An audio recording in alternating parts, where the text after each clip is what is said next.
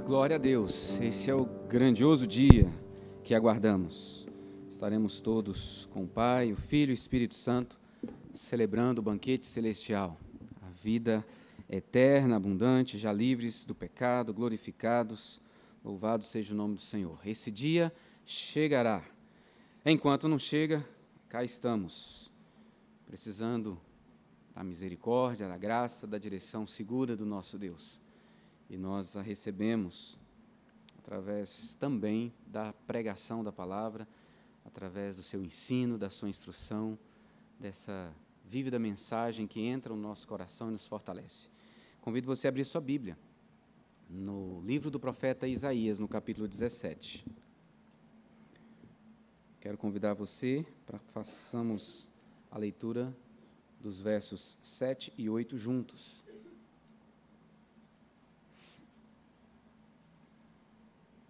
Capítulo 17, versos 7 e 8.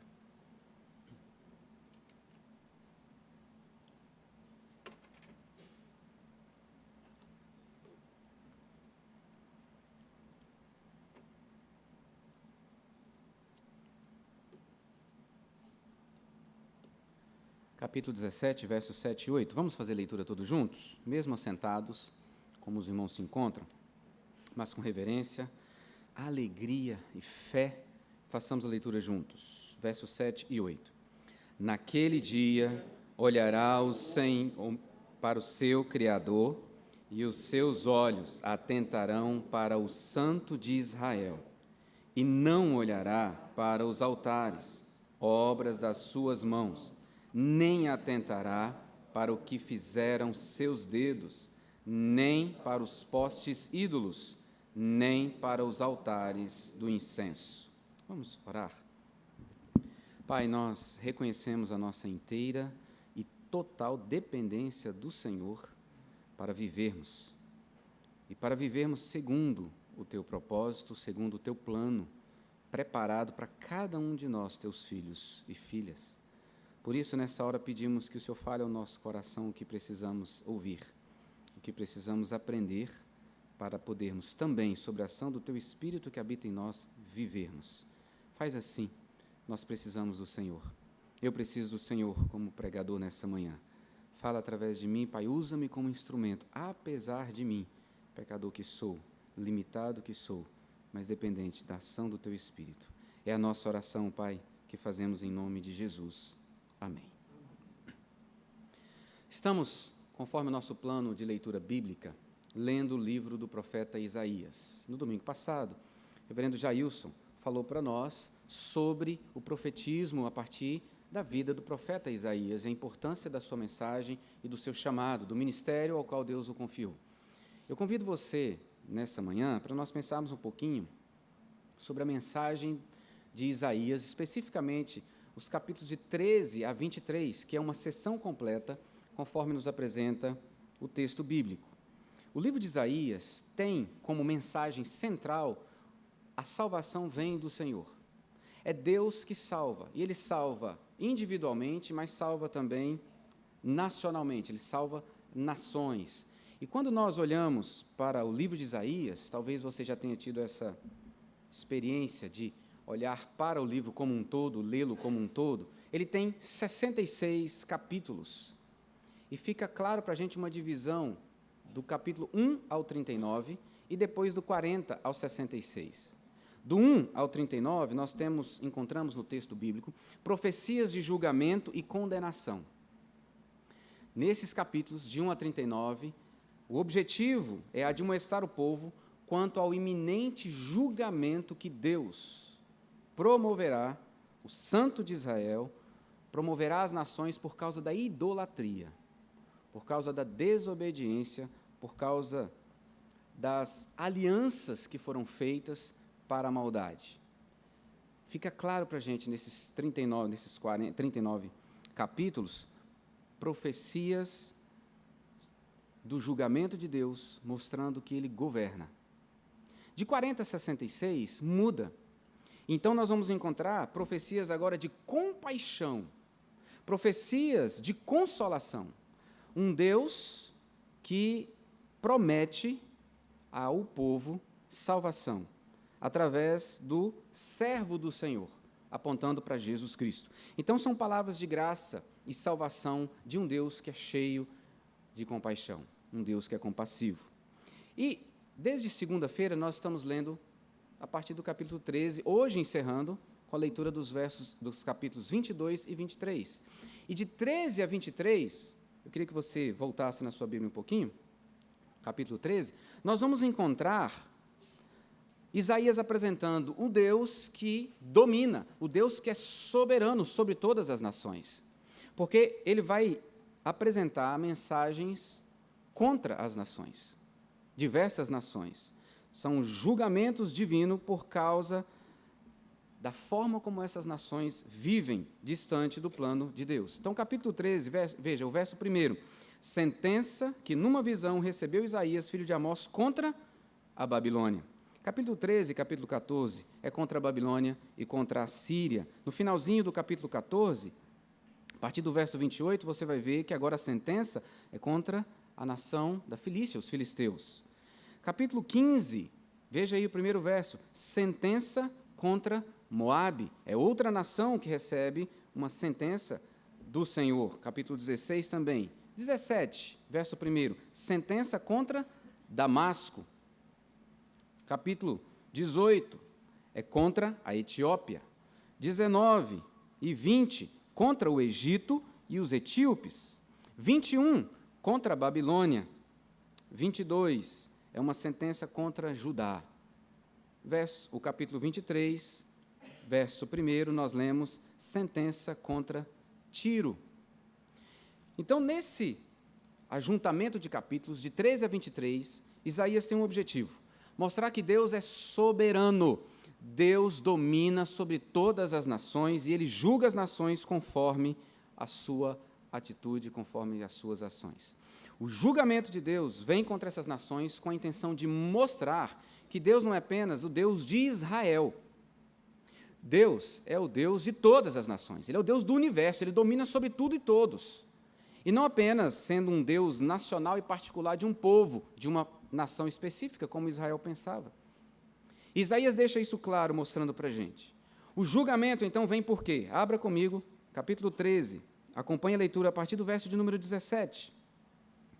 O julgamento vem porque não seguem o plano, o propósito, o padrão de Deus. Veja como que o orgulho, a altivez está presente na nação da Babilônia.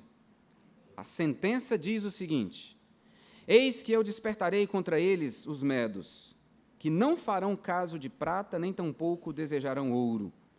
Os seus arcos matarão os jovens, eles não se compadecerão do fruto do ventre. Os seus olhos não pouparão as crianças. Babilônia, a joia dos reinos, glória e orgulho dos caldeus, será como Sodoma e Gomorra, quando Deus as transtornou. Nunca, jamais será habitada. Ninguém morará nela de geração em geração.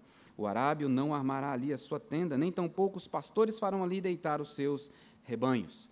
Deus vai enviar os medos para destruir Babilônia. E ele diz por quê? Por causa da glória e do orgulho dessa nação. Veja no capítulo 14, agora a partir do verso 12, como que o rei babilônico se via.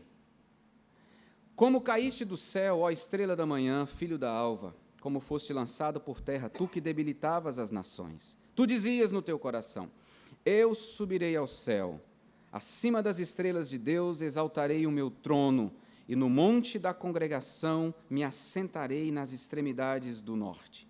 Subirei acima das mais altas nuvens e serei semelhante ao Altíssimo. Verso 15, encontramos a sentença do Senhor. Contudo, serás precipitado para o reino dos mortos, no mais profundo abismo. O orgulho babilônico, demonstrado pela altivez, que refletia não apenas a partir do seu rei, mas de todo o povo, é condenado pelo Senhor. Esse texto, que diretamente fala do rei da Babilônia, é um texto utilizado para falar sobre a origem da queda ou origem de Satanás, de Lúcifer.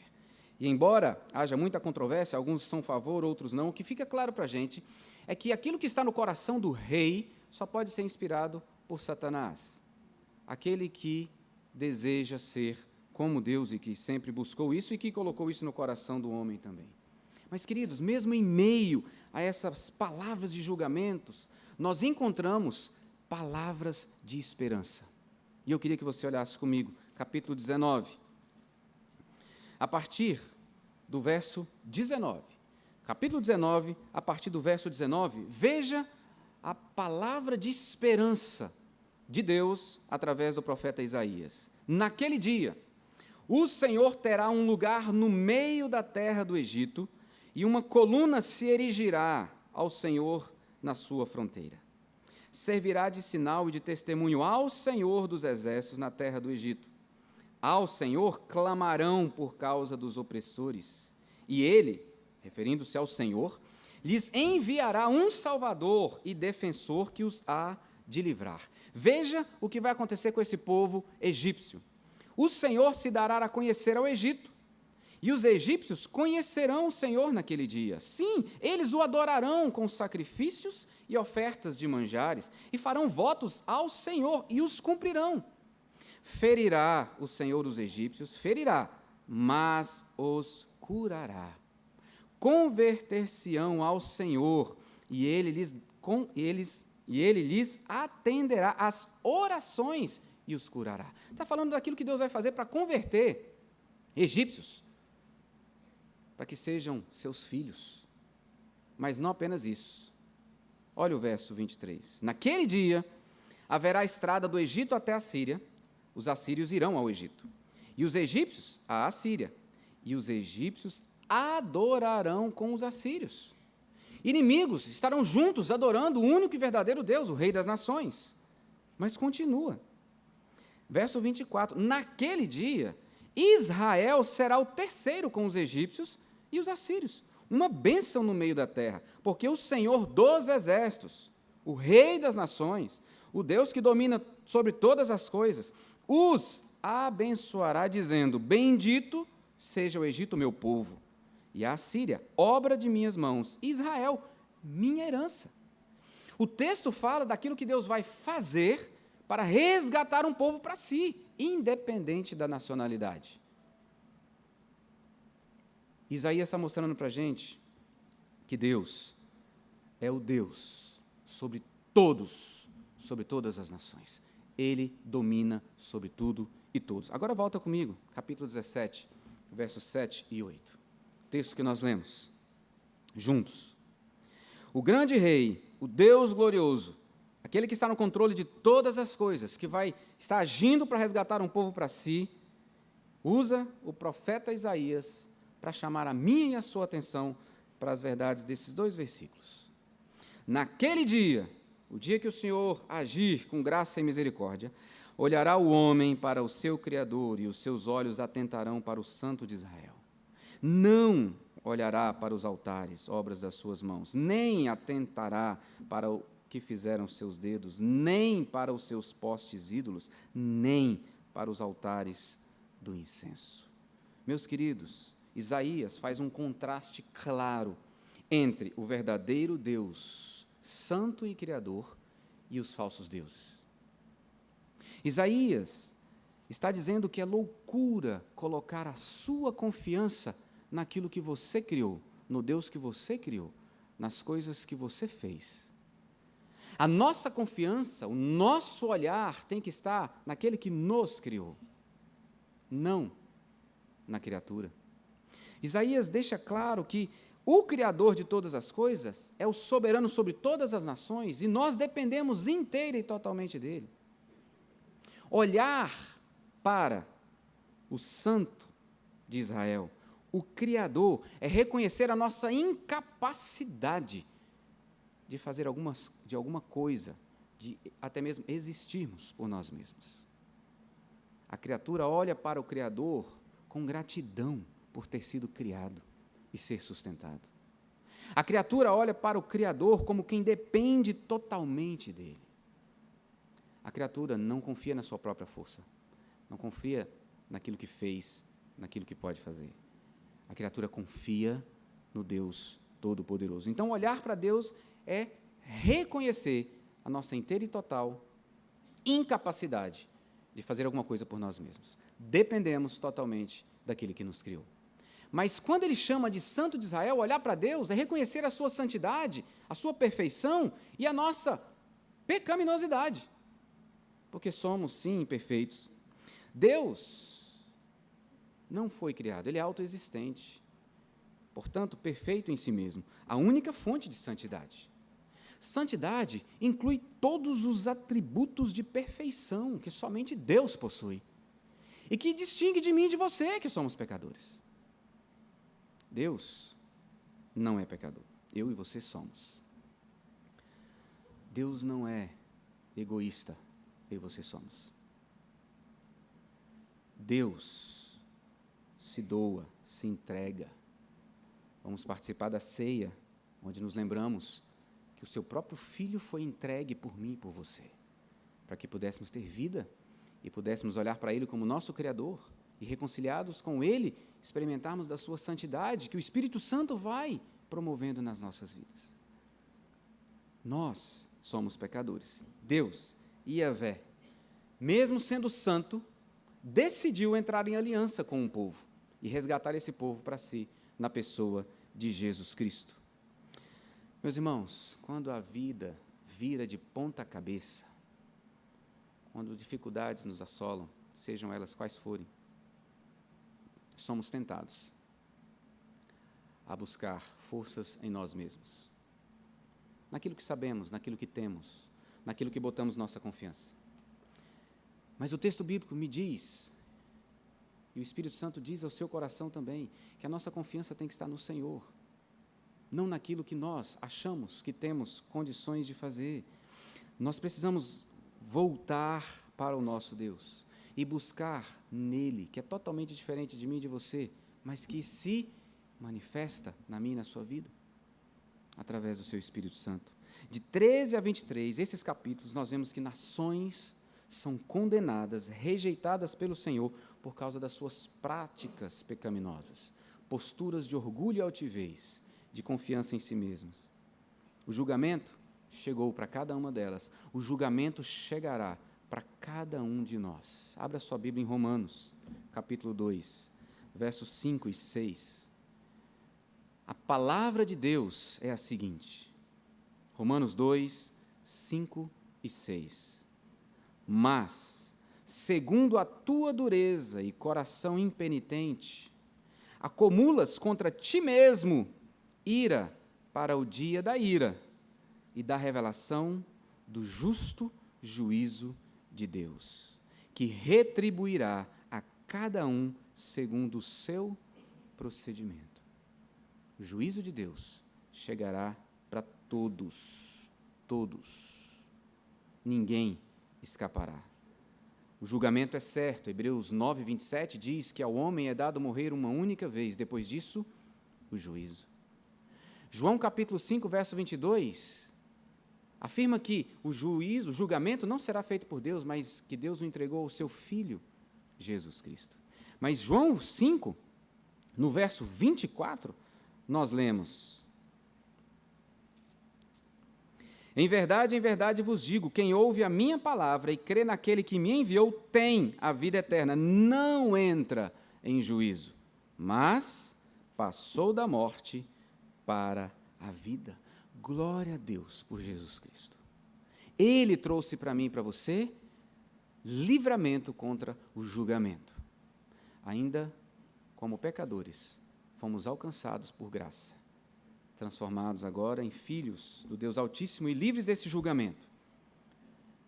Romanos, capítulo 8, verso 1 diz: não há mais condenação para aqueles que estão em Cristo. Não há. Não há. Estamos livres do julgamento por causa da graça que nos alcançou. E aí você pode olhar no seu boletim, que está mais fácil de você ler. Aquele que não poupou o seu próprio filho, ele não poupou o seu próprio filho, ele entregou o seu filho na cruz por mim e por você. Por todos nós o entregou. Porventura não nos dará graciosamente com ele todas as coisas? Meus irmãos, quem domina sobre tudo e todos, sobre todas as nações, sobre o universo, ele tem poder para reinar em nosso coração e poder para responder cada uma das nossas orações. tem poder, sim, para cuidar da nossa vida. Diante da majestade desse Deus, que tudo domina, o que é que você precisa colocar diante dele em oração agora?